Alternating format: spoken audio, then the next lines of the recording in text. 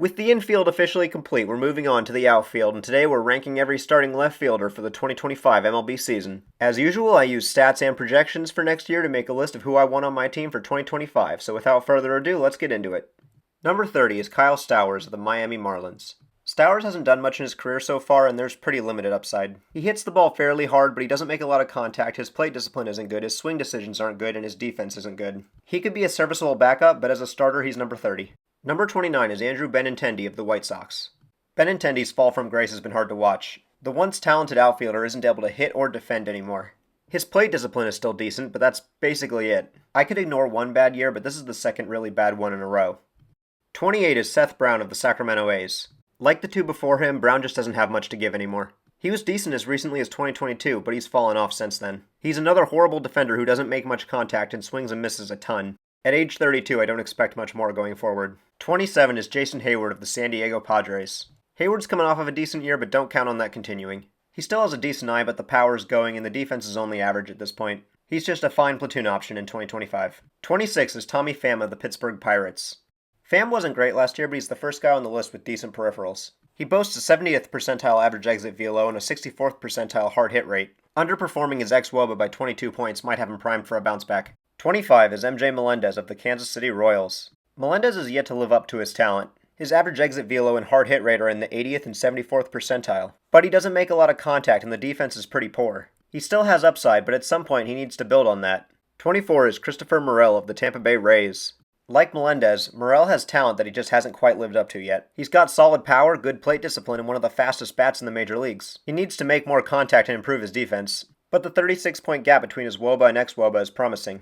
Number 23 is Austin Hayes of the Cincinnati Reds. Hayes has a couple decent seasons under his belt, but he's coming off a somewhat rough year. He doesn't hit for much power or have much plate discipline, and the fielding isn't exactly a massive strength of his either. But he's a solid ball player, and moving to Great America never hurts a hitter.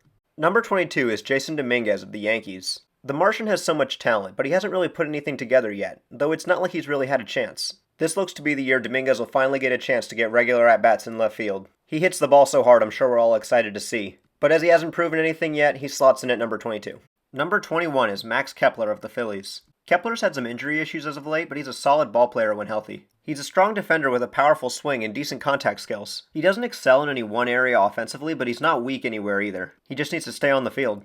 Number 20 is Nolan Jones of the Colorado Rockies. 2024 saw Jones's OPS drop from 931 all the way to 641. I'm not sure he'll ever be his 2023 form again, but he's better than he was this year. As hard as he hits the ball, he'll be an above-average bat. Number 19 is George Springer of the Toronto Blue Jays. Springer had a rough year, but his ex-Woba tells us he got unlucky. He's not the hitter he once was, he's especially lost out on a lot of his famous power. But he still makes decent contact and draws walks. He's 35 now, but still solid.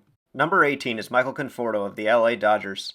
Conforto looked really good last year, with 77th and 80th percentile hard hit rates and barrel rates. His ex-Woba suggests that his 759 OPS was actually an underperformance and he should be even better this year. Knowing the Dodgers, I probably have him too low. Number 17 is Sal Frelick of the Brewers. Frelick is an elite defender. His 7 outs above average is 91st percentile and his 7 fielding run value is 85th, but you'd like a little more offense out and left. His first percentile average exit velo, barrel rate, and hard hit rate don't help his case, but the elite glove and speed are valuable. 16 is Lourdes Gurriel of the Arizona Diamondbacks. Gurriel is a strong defender and has good contact abilities, but his power and plate discipline leave something to be desired. A 108 WRC plus and 2.2 WAR will always have a place in any MLB lineup. Gurriel is solidly a good left fielder. Number 15 is Randy Arozarena of the Seattle Mariners. Arozarena took a bit of a step back in 2024, but he was still very productive. His 114 WRC plus was a sign of a great bat, but his defense was really poor. As always, he hits the ball hard and walks a lot, but the defense is a big liability out there. Number 14 is Trevor Larnach of the Minnesota Twins. Larnach broke out in 2024. He put up a 121 WRC plus and was on pace for a 2 WAR. His 90th percentile average exit velo and 82nd percentile ex-Woba both suggest there should be more to come. Number 13 is Ian Happ of the Chicago Cubs. Happ had another solid year this year, putting up a 122 WRC plus and a 3.6 WAR. He still hits the ball hard and has a great eye, though his defense has come down a little bit. It's getting tight at the top, but Happ comfortably slides in above everybody below.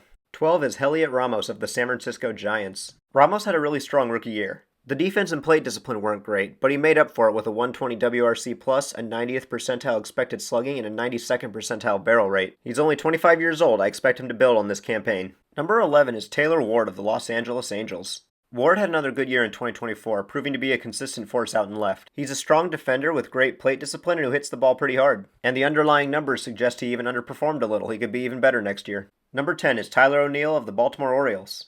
O'Neill bounced back in a big way in 2024. He put up a 131 WRC plus while being in the 90th percentile in expected slugging, barrel rate, and hard hit rate. The defense has regressed and he swings and misses too much, but I still like him for 2025. Number 9 is Lars Nootbaar of the St. Louis Cardinals. Nootbaar put up a strong offensive season in 2024, but by his ex-WOBA he should have been even better. His average exit velo and hard hit rate are in the 88th and 91st percentiles. Pair that with elite plate discipline and strong defense and you've got a very good left fielder for 2025. Number 8 is James Wood of the Washington Nationals.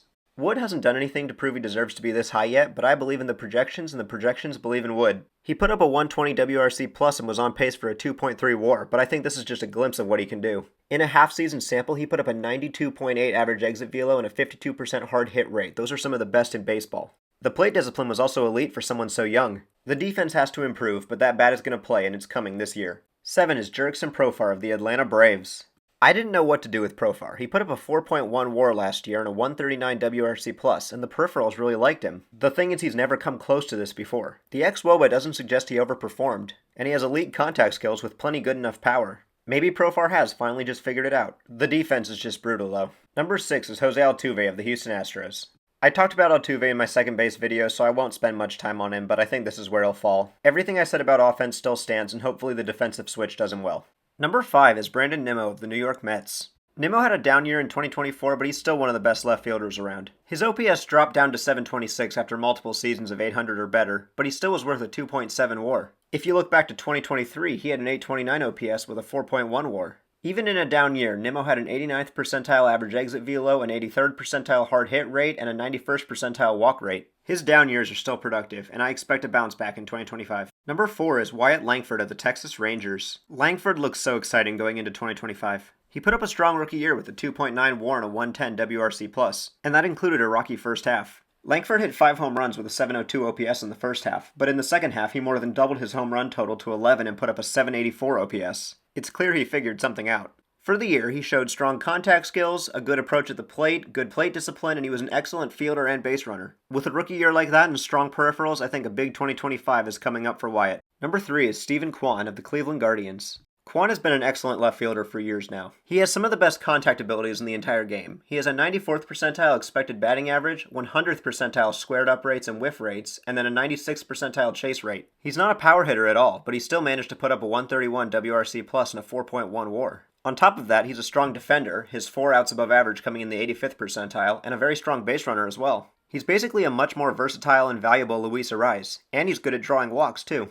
There's no denying Kwan's talent, but there are 2 guys I would take ahead of him. Number 2 is Riley Green of the Detroit Tigers. Green broke out in 2024. His 135 WRC plus was second among left fielders, and he was on pace for a 4.4 WAR, which also would have been second. Looking deeper only helps his case. He ranks 80th percentile or higher in expected WOBA, expected slugging, average exit velocity, barrel rate, hard hit rate, chase rate, and walk rate. As a hitter, he's incredibly well-rounded. He's considered a strong defender as well, coming in the 72nd percentile in outs above average. He's an incredibly dynamic player all around, and at age 24, I only expect him to keep getting better as he gets more experience. And that means number 1 is Jarren Duran of the Boston Red Sox. This was the tightest number 1 yet. You could easily make a case for Kwan or Green being number 1, but I gave Duran the edge here. Duran was the best all-around player out of this group in 2024. This is shown simply by the fact that his batting run value, base running run value, and fielding run value were all in the 93rd percentile or higher. For the year, he put up a 129 WRC plus and a 6.7 WAR. He's also a great defender with a 93rd percentile fielding run value and a 95th percentile outs above average.